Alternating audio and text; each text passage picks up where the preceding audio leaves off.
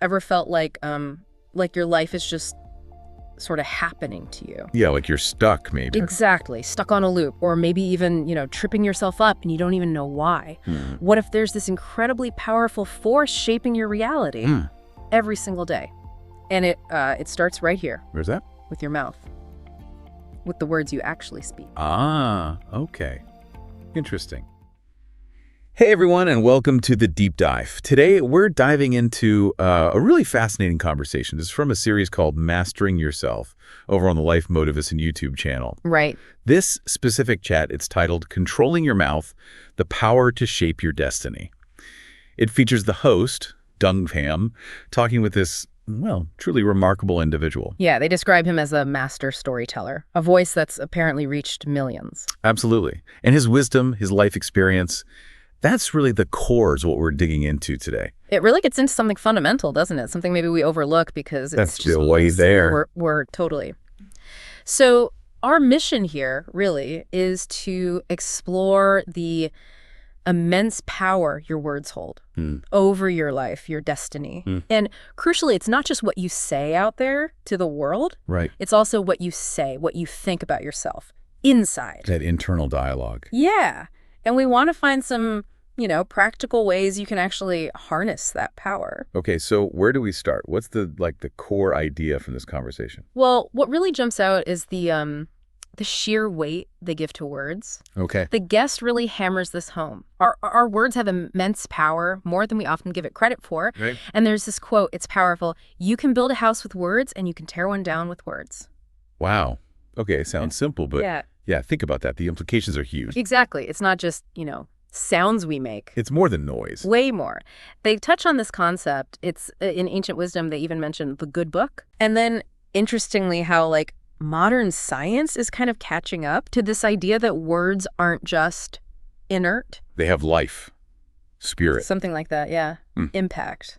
Life and death are in it, as the old saying goes, which they reference. They definitely see the death part, the negative side. They talk about how careless words, harsh words, can leave a scar that time doesn't always heal. That's a heavy thought. It really is. Think about that image.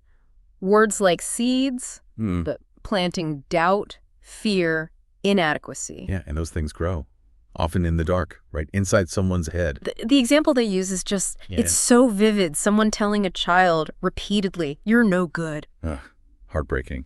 But you know it happens. For sure. And that language, it becomes like a script they live by, a heavy chain, they call it. Wow. Just speaking negativity, criticism without any, love or care behind it. Yeah. It just tears things down. It's destructive.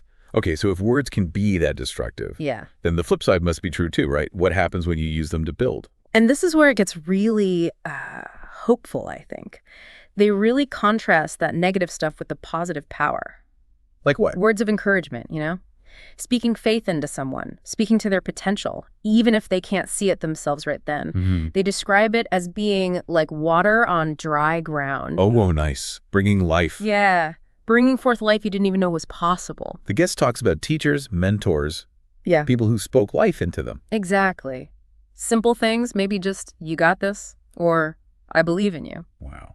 Seems small, but... But think about the ripple effect. They argue it can literally change the trajectory of a life. That's huge. This building power, this ability to create good things with language, they almost describe it like a divine spark in us. A creative force. Yeah. So it's this incredibly powerful tool we're wielding, whether we realize it or not. But you mentioned earlier, it's not just outward. Right, the internal piece. Yeah, the conversation really, really emphasizes that. The absolute core of this, the place it matters maybe most consistently, is how you talk to yourself. Okay. That inner voice. It's constant chatter, yeah. The voice in your head when nobody else is listening, that's the one writing the script for your life day in, day out. That's what they say. Oof. That really makes you stop and think. It does. It forces you to ask, are you your own worst enemy? Your biggest critic? Or are you your own, most steadfast supporter? Because if that voice is always going, I can't, I'm not worthy, it's too hard, then you are, quite literally, as the guest puts it, laying down the tracks for your own train. Exactly. You're setting the direction towards limitation. And this connects back to that metaphor you mentioned, words as seeds. Right. every time you speak a thought, even just thinking about yourself, you're planting something, you're cultivating, which leads straight to that big, challenging question from the conversation. So the question you got to ask yourself is, what harvest are you aiming for in your life? What kind of garden are you truly tending? Wow. Okay. What harvest are you aiming for? What garden are you tending? That question really shifts things, doesn't it? How so? It goes from just understanding the power of words, the potential problem, Right. to asking, okay, now what? How do I actually use this power? How do I tend the right garden? Exactly. It moves towards solutions, towards practice. So how do we do that? What's the path? Well, it starts with something really basic, foundational, simple idea, but, well, not always easy to do. Hello? Just think before you speak. Huh. Okay, yeah. Timeless wisdom, right, as they acknowledge. That's a very good reason. The power's in that little gap, isn't it? That pause. Yes, the little Yeah. space between the impulse and the utterance. They call that space where your freedom lies. That's where grace can enter. It's the moment you choose reaction or creation. Okay, so pause. But how do you use that pause effectively? Well, they offer a really practical filter, a framework you can run your words through before they come out. Oh, cool. Like a checklist? Sort of. An easy way to remember it is the acronym THINK. T-H-I-N-K. Okay, think. Let's break it down. T. Key is for true. Is what you're about to say actually factual? Or is it just, hearsay, assumption, maybe pure emotion talking? Right, true. H. H is for helpful. Will these words build up or tear down? Will they actually aid the situation or the person? Helpful. Makes sense. I. I is for inspiring. Do your words breathe life, hope, possibility? And they make a good point here. Even correction can be inspiring if it comes from genuine care. Okay, inspiring N. N is for necessary. Does this really need to be said right now by you? Sometimes maybe silence is the better option. Necessary. Okay, last one. K. K is for kind. Can you say it with compassion? Even if it's a hard truth, is your heart coming from a place that desires the best for the other person? True, helpful, inspiring, necessary, kind. Think. That's actually really useful. It gives you something concrete to work with in that pause moment. They give an example, right? Like when you feel slighted. Yeah, exactly. Yeah. Something happens, you feel triggered. What's the gut reaction? Lash out, probably. You did this, you're wrong, that kind of thing. Ego, pain talking. Right. And that just builds walls instantly. Yeah. But imagine pausing, taking that beat, running it through think. Oh. Instead of reacting purely from hurt, maybe you choose something like, okay, I'm feeling a certain way about what just happened. Can we talk about it? Huh. I really want to understand where you were coming from. Yeah. Maybe find a way forward together. See the difference. Big difference. One slams a door, the other opens one. Precisely. Yeah. And it's not about being perfect. They stress that. It takes practice. That's Humility, even. sure. It's about being intentional, making a choice with each word. Are you like building a bridge here or digging a ditch? Building bridges or digging ditches. I like that. That really frames the choice. And, we've talked a lot about speaking, but the conversation also goes into the strength of, not speaking. The power of silence. Yes. They call silence a true power move. Yeah. Especially now, right? In our super noisy world. Yeah, it's not weakness, they argue. It's not indifference. It's actually control. It's strength. It's profound, even. How so? What does silence do?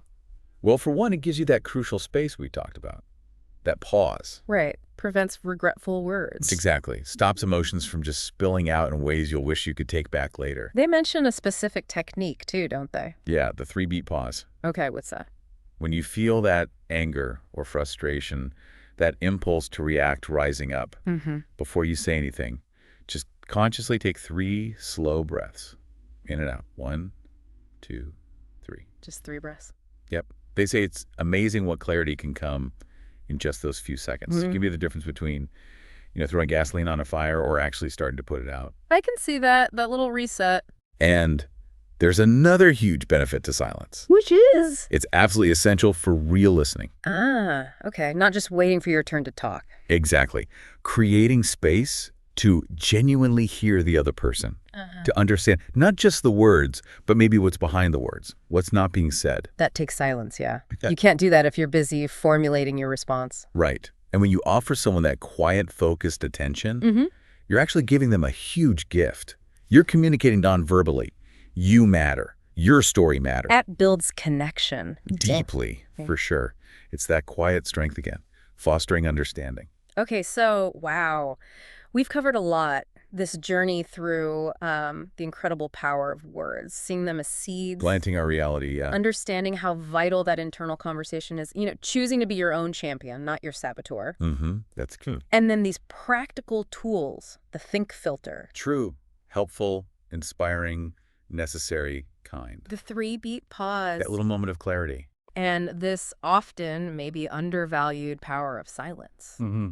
And real listening. It's quite a tool set when you think about it. Definitely. But as they say, it's not like a one-and-done thing, right? No, absolutely not. This is a practice. It takes, daily awareness, intentional effort. Okay, so as we wrap up, thinking for this whole conversation, if every single word you speak today, both out loud and inside your head, is truly a seed, what specific harvest are you choosing to cultivate right now? Maybe just in the next hour, or even the next 5 minutes?